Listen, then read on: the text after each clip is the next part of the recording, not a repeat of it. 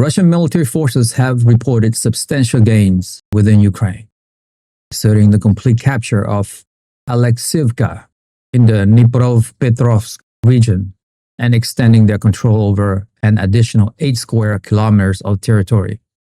Moscow's defense reports detailed coordinated strikes involving unmanned aerial vehicles and artillery, targeting various Ukrainian armed force, AFU, mechanized brigades, territorial defense units, and U.S.-supplied howitzers.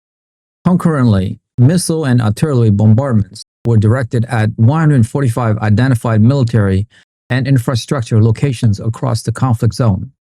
Russian air defense systems were also actively engaged, successfully intercepting 142 UAVs and 8 guided bombs during recent operation. The Russian Ministry of Defense has further escalated its claim regarding cumulative AFU losses since the inception of the military operation, citing tens of thousands of destroyed vehicle and artillery pieces, though these figures remain unverified by independent sources. These assertions underscores a narrative of continuous pressure and attrition applied by Russian forces against Ukrainian defenses, particularly in key strategic areas that have seen prolonged and intense fightings. In a significant update regarding the ongoing autumn offensive, Russia has announced sweeping new territorial accusation in eastern Ukraine, specifically claiming command over Novopavlovka and Alekseevka.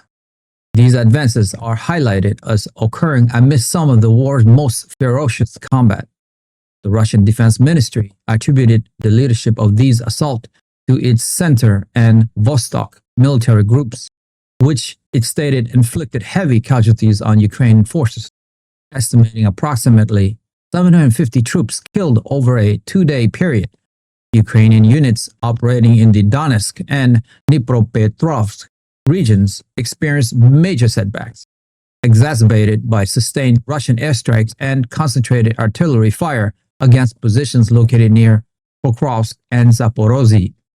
Separately, the city of Kharkiv was subjected to intense overnight bombardment, with multiple missile and drone strikes hitting a hospital and resulting in injuries to several civilians. This intensification of operations suggests a strategic push by Russia to consolidate control and create deeper penetration into Ukrainian-held territories, leveraging combined arms tactics to achieve their objectives. A tactical shift in Russian military strategy has become evident with the intensified targeting of Ukraine's railway network, signaling a focus on infrastructure-centric precision warfare. This strategic adjustment involves the deployment of upgraded Shahid and Jaran drones, now equipped with onboard camera and modems, which have reportedly doubled their attack frequency on rail assets since August.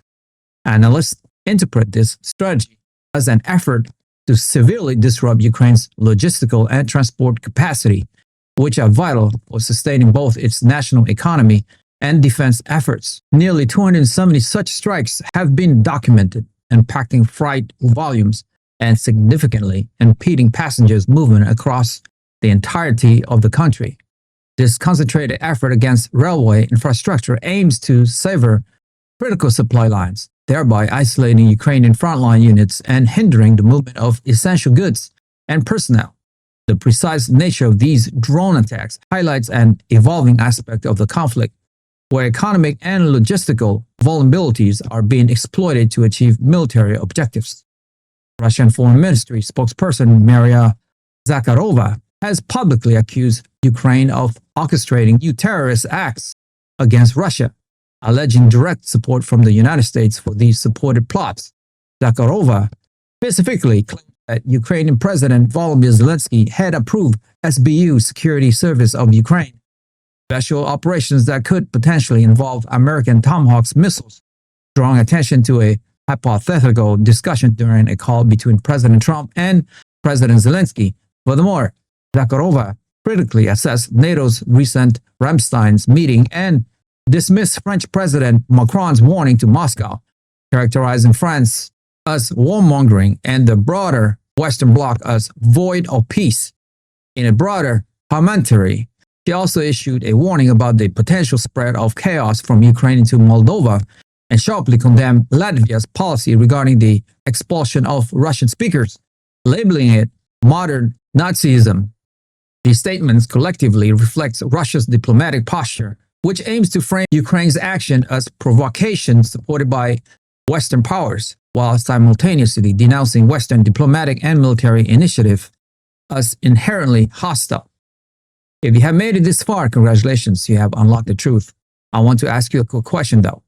Considering Russia's intensified railway strikes and claims of territorial gains in Ukraine, do you believe these tactical shifts indicate a significant turning point in the conflict, or are they part of a sustained strategy aimed at grinding down Ukrainian resistance and logistic over the long term, ultimately impacting the broader global balance of power?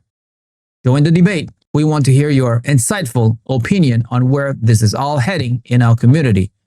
Share your thoughts in the comments below. Like the video, hit the notification bell, and most importantly, subscribe.